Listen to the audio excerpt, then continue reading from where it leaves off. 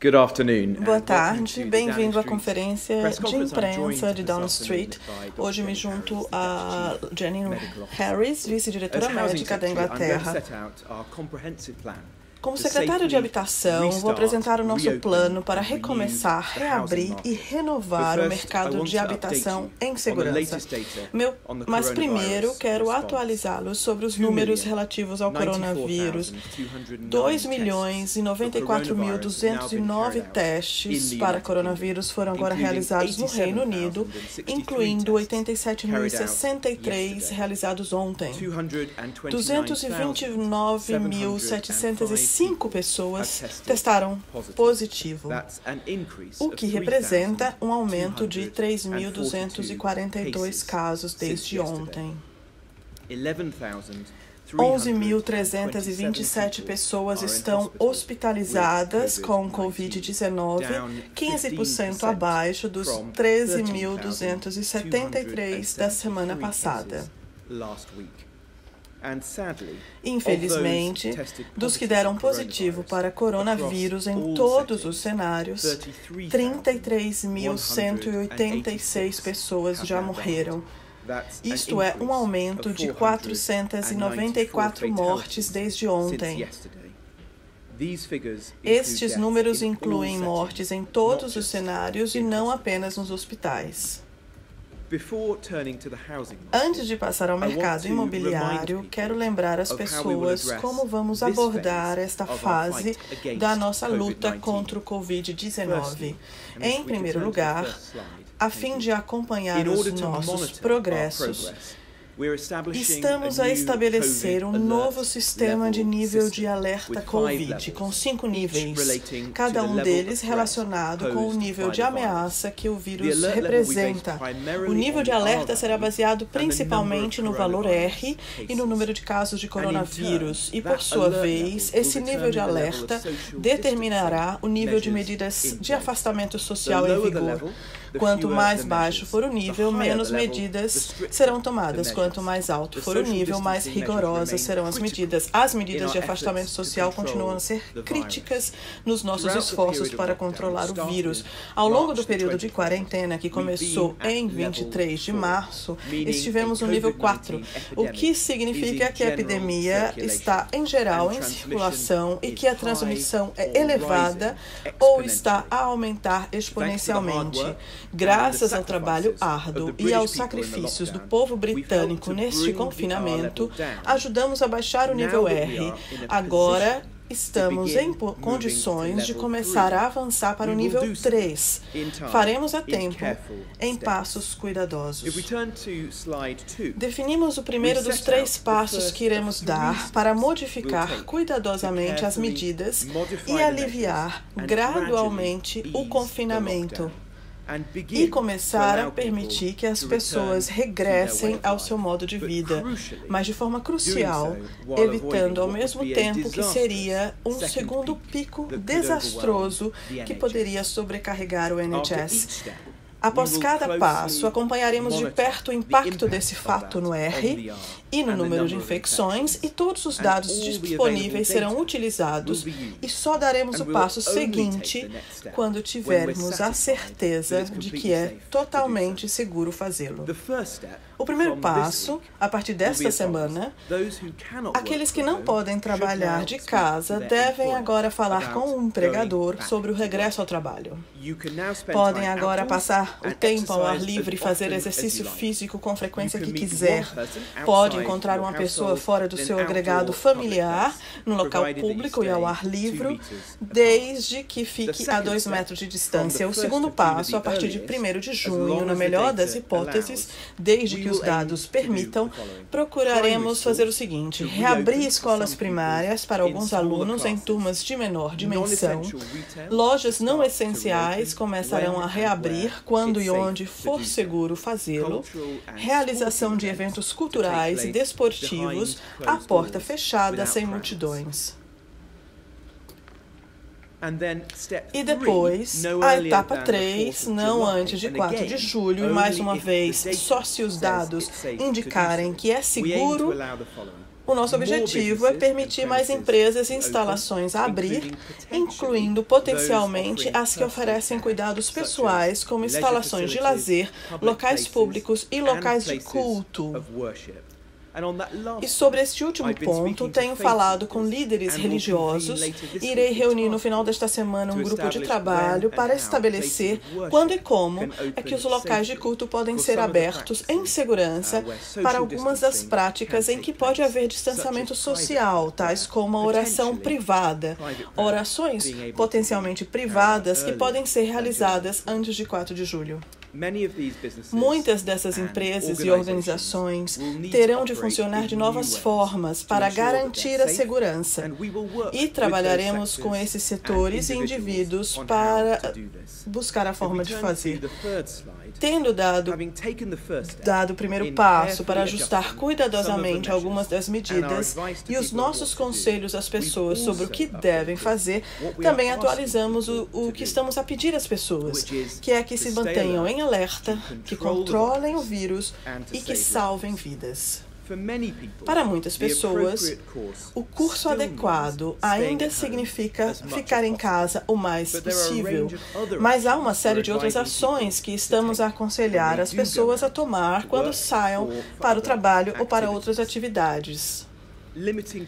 Limitar o contato com outras pessoas, manter distância se sair, 2 metros de distância sempre que possível, lavar as mãos regularmente, usar uma cobertura facial quando está em espaços fechados, onde é difícil estar socialmente distante, por exemplo, em algumas lojas ou nos transportes públicos. E se você ou alguém do seu agregado familiar tiver sintomas, todos precisam se isolar. Este slide mostra algumas das atividades que você agora pode fazer. No quarto slide, se todos se mantiverem alerta e seguirem estas regras, podemos controlar o coronavírus, mantendo o R baixo e reduzindo o número de infecções. É assim que podemos continuar a salvar vidas e meios de subsistência, pois começamos como uma nação a recuperar do coronavírus. E à medida que começamos a recuperar, é essencial que abramos cautelosamente partes essenciais da nossa economia, onde é seguro fazê-lo. Hoje cedo, no Parlamento, fiz uma declaração em que expus o nosso plano claro, coerente e abrangente para relançar, reabrir e renovar o mercado imobiliário e a nossa indústria da construção. Estou certo de que isso será do interesse de muitas pessoas em casa que esperam mudar e gostaria de expor mais detalhes do que isso significa. A partir de hoje, qualquer pessoa em Inglaterra pode mudar de casa se seguir as novas orientações que publicamos no site do governo. Quando o encerramento foi anunciado em março, alteramos as regras para que as pessoas só pudessem mudar de casa se achassem que eram razoavelmente necessário. Isso significou que mais de 450 mil compradores tiveram de suspender os seus planos. E todos os meses aparecem também 300 mil contratos de arrendamento para renovação. Uma parte significativa desses contratos resultará na necessidade ou no desejo das pessoas se mudarem de casa. A pressão para se mudar, para alguns, estava a tornar-se aguda, com graves implicações jurídicas, financeiras e sanitárias. Durante um período já muito difícil, essas pessoas têm estado presas no limbo. Agora podem continuar com as suas mudanças de casa e acrescentar alguma certeza às suas vidas. Por isso, a partir de hoje, os escritórios dos agentes imobiliários podem reabrir, são permitidos visualizações virtuais ou presenciais, mostrar que as casas podem abrir e as empresas de mudança e as outras partes essenciais do processo de venda e arrendamento são reiniciadas com efeito imediato. Para a maioria das pessoas, mudar de casa não é um luxo. As pessoas decidem mudar de casa porque as suas circunstâncias pessoais mudam. As mudanças que anunciei hoje estão a acontecer em segurança, a fim de controlar o vírus e proteger o público. Publicamos orientações muito detalhadas, informadas por conselhos de saúde pública, para explicar como é que isso pode ser conseguido, com todas as partes a observar medidas de higiene e orientações de distanciamento social. As pessoas perguntam por que razão poderiam olhar à volta da casa de um estranho, mas não visitar os seus pais ou entes queridos em casa.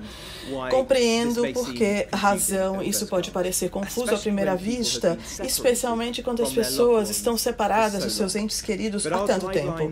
Mas as nossas linhas de orientação deixam claro que, em primeiro lugar, essa visão deve acontecer virtualmente.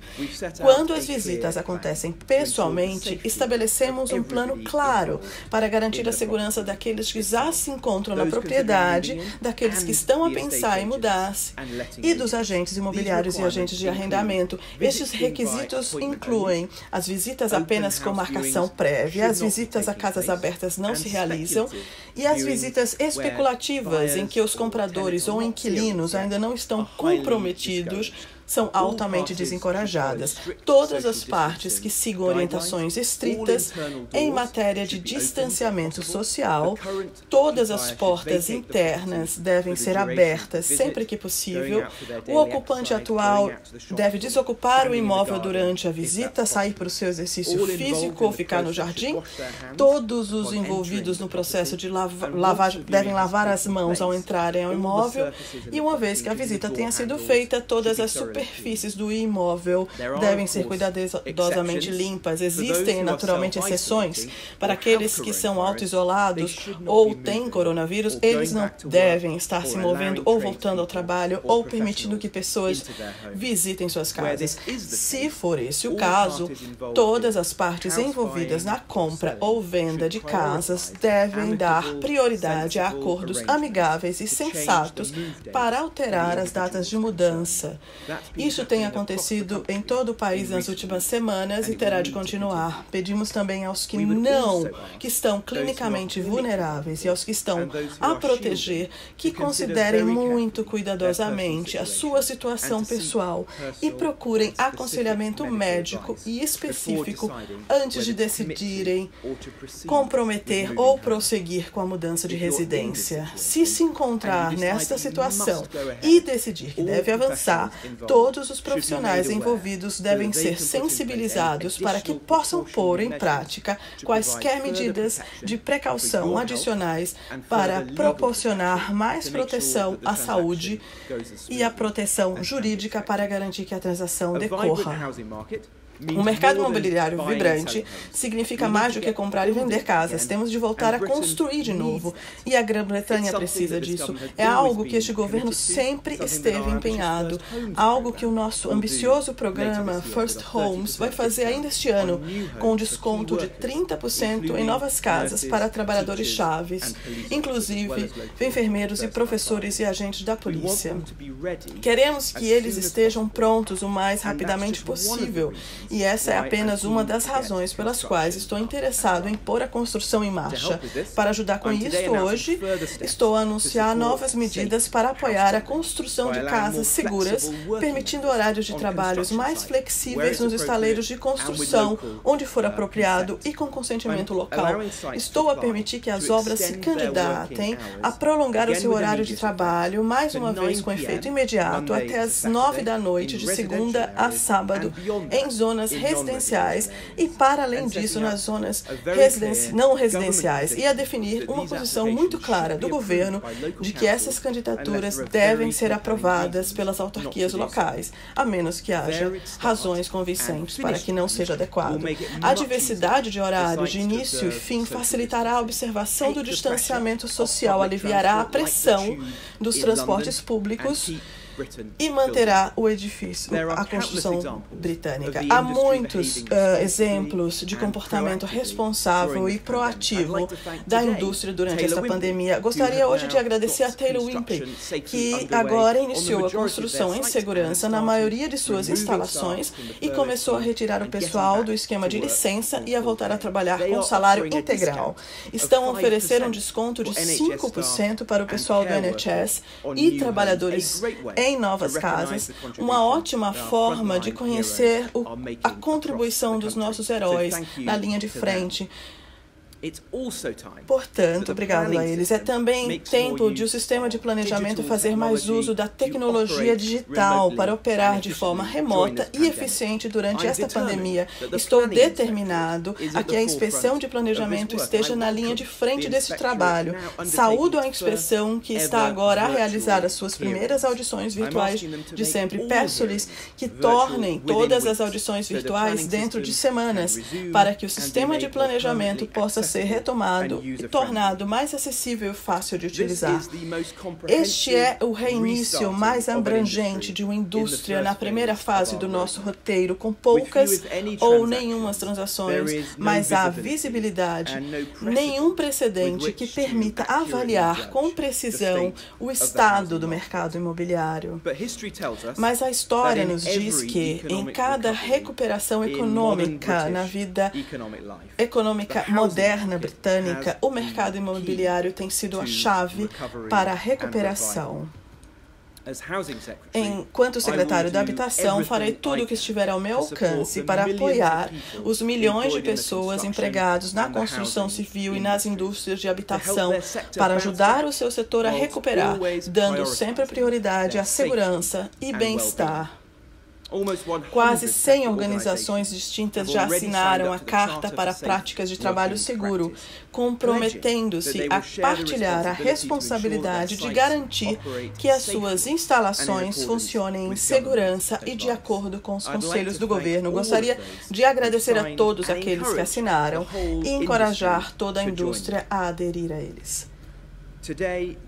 Hoje, reabrimos, reiniciamos e renovamos o mercado imobiliário e a indústria da construção para proteger vidas, salvar postos de trabalho e começar a reconstruir a nossa economia. Obrigada.